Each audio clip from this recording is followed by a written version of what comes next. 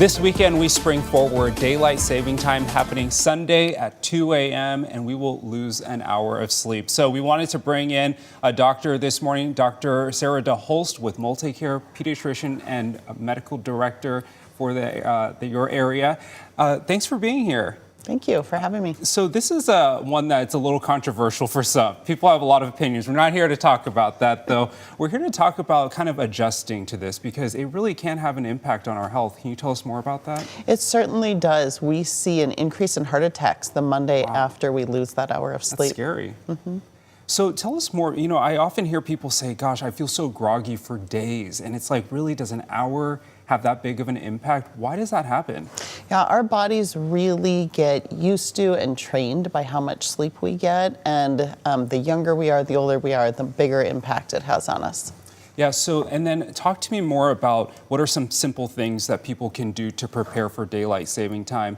You know, sometimes it's preparing days in advance, but the reality is, for a lot of us, life goes on, you know. There's no changing, getting ready for it. So tell us, what are some things that people can do practically? Right.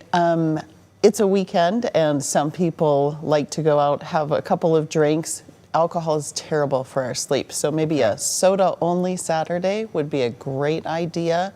And then getting to bed early Saturday night so it's not such a huge impact to us when we wake up Sunday morning. And talk about the kiddos. You know, I think about kids, they are so used to a routine. I know my bedtime sometimes changes throughout the week depending on what's going on. But kids, they're pretty good about this is bedtime.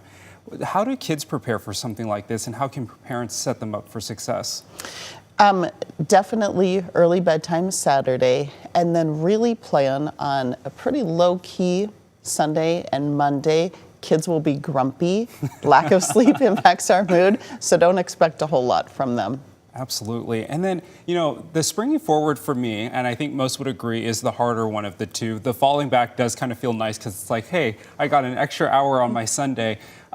Is there a difference between falling back and springing forward in terms of our health? Is it better to fall back in terms of your health? It definitely is. Okay. This hour really impacts us, and so it impacts our mood. There's even more car accidents in the couple days after, so give yourself more time.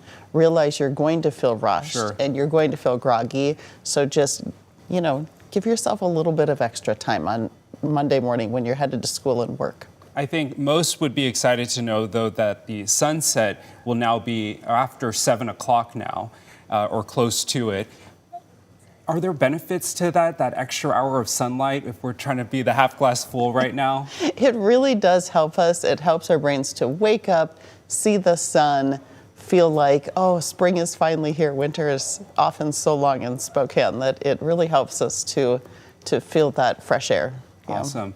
Dr. DeHolst, always so great to have you here on the show. Thanks so much. Getting ready. Oh, my goodness, it's coming, whether we like it or not. Thanks for having me. Thanks for being here. We'll be right back.